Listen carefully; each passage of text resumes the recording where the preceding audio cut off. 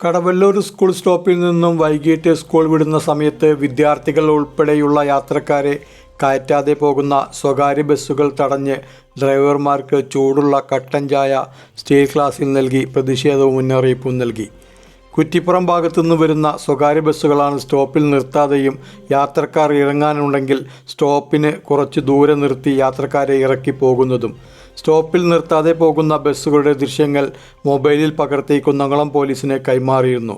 തുടർന്ന് കുന്നംകുളം പോലീസും സ്ഥലത്തെത്തിയിരുന്നു. കഴിഞ്ഞ ദിവസങ്ങളിൽ നിർത്താതെ പോയ 2 ബസ്സുകൾ തടഞ്ഞ് സമീപത്തെ ഹോട്ടലിൽ നിന്നും ചൂടുള്ള കട്ടൻ ചായ വാങ്ങി നൽകിയാണ് പ്രതിഷേധം അറിയിച്ചത്.